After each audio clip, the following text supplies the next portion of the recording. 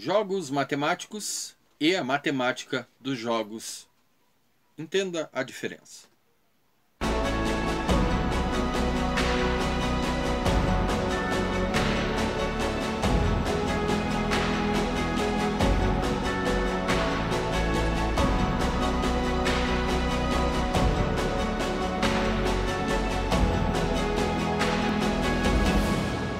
Olá, meus queridos amantes das artes. Tudo bem com vocês? Espero que sim.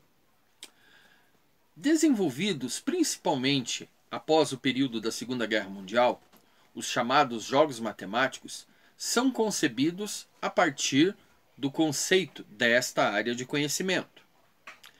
É importante deixar claro que existem sim jogos considerados matemáticos que antecedem a esse período. E como por exemplo, podemos citar a Mancala, o Tangram, ok? Mas aí surge uma pergunta. Por que a designação de jogos matemáticos só se aplica a jogos modernos ou jogos industriais, que são concebidos após o período da Segunda Guerra Mundial? E a resposta está na sua concepção. É importante lembrar que a matemática está presente em todos os jogos. Aliás, ela está presente no nosso cotidiano. E eu ouso afirmar que ela está presente em tudo que nos cerca. Ok? Mas aqui eu vou até me valer de um objeto / brinquedo para explicar essa diferença entre jogos matemáticos e a matemática dos jogos. Para isso, eu vou usar um dado. Ok? Um dado, vocês têm que entender o seguinte. Lá nos seus primeiros momentos, ou seja, na sua concepção, tá? Ele teve como objetivo fazer a substituição do que era utilizado na época, como búzios, ossos, astrágalos, que aqueles adivinhos, aquelas pessoas que previam o futuro e tal, lançavam para fazer essa ação. Ou seja, a idealização do dado, ela foi com base num conceito religioso. Beleza? Mas mesmo assim, nós vamos analisar a matemática de um jogo que utiliza dados e do próprio dado. Então, vamos deixar o nosso dadinho aqui por enquanto. E pensar num jogo que talvez algumas pessoas aqui conheçam, que se chama General. Ok? Uns conhecem como General, alguns conhecem como Bozó, e tem outros nomes que agora não vem ao caso. O General é considerado um jogo de pub, tá? Depois, nos próximos vídeos, nós vamos falar sobre essas questões de categorias dos jogos, mas numa versão resumida, um jogo de pub, nesse caso, é um jogo de sorte, entende? É um jogo que o jogador ele não tem a necessidade de conhecer profundamente as regras. Ele não tem que ter um conhecimento profundo de matemática para jogar. Ok? Mas a mecânica do jogo, mesmo tendo essas características, a característica peculiar de sorte, a mecânica do jogo poderia ser estudada como um jogo de probabilidade, por estatística, ou seja, matemática. Ok? No caso do dado, vamos voltar aqui para o nosso dadinho. No caso do dado, nós vamos levar em conta esse modelo de dado, que é o dado tradicional, ok? Mesmo sabendo que existem outros modelos, tá? Por conta dos adventos dos RPGs e companhia limitada, nós temos dados de 8 lados, de 10 lados, de 20, enfim, é uma infinidade. Tá ok? Mas nós vamos se basear nesse cara aqui, o tradicional, o clássico. E aí, eu posso dizer para você assim, matematicamente falando, lembrando que eu já expliquei ali um pouco antes no vídeo, sobre a questão do conceito de criação dele, religioso. E aqui nós vamos falar dos conceitos matemáticos. Então é assim, eu tenho matematicamente um X número de lados, ok? Em cada uma das faces, um número específico, ok?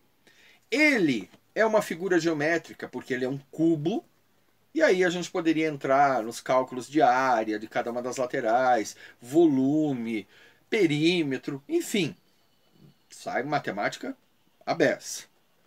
E temos também as peculiaridades, que vêm do cunho religioso, mas que dão um conceito matemático. O fato de que todo dado, tá, se ele for executado da forma correta, a soma das suas faces e a face oposta sempre vão dar 7. Olha aqui, ó. Então nós temos aqui 6. Vamos girar ele uma vez, duas vezes. 7. Vamos pegar outra face. 4. Vamos girar 4. Vamos girar 1, 2. 4 com 3, 7. Ok? E por último, 5. Giro 1, giro 2, 7. Tá ok? Nessa questão, foi pensado que no momento da criação, como um fator matemático, e sim como um fator religioso, porque o número 7, na antiguidade, em várias culturas, tem um valor único. Tá?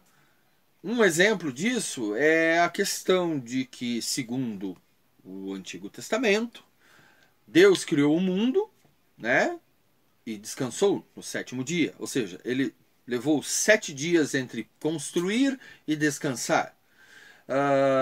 Temos as questões das cores do arco-íris, a soma do espectro de cores que formam a luz branca é 7. E por aí vai e vai longe. Tá bom?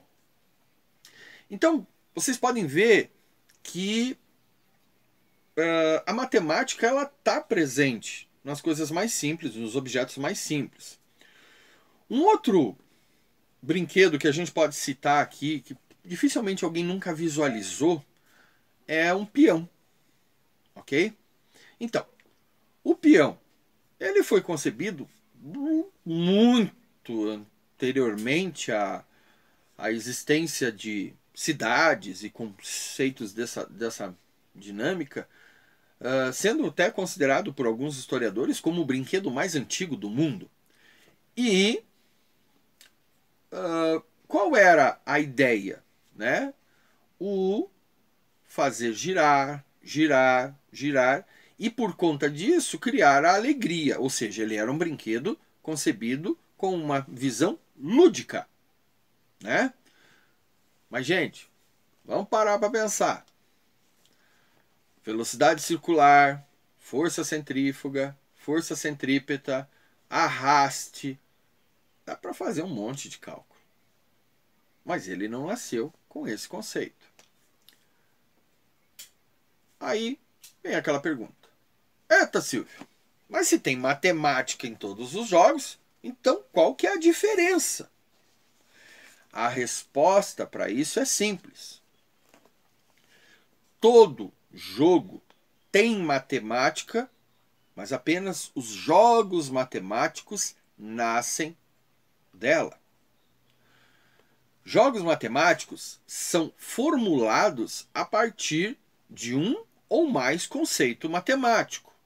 Tá? Já os jogos tradicionais têm, por conta da sua jogabilidade, ou até de peças que fazem parte do jogo, tá? Um conceito matemático incluso. Ok?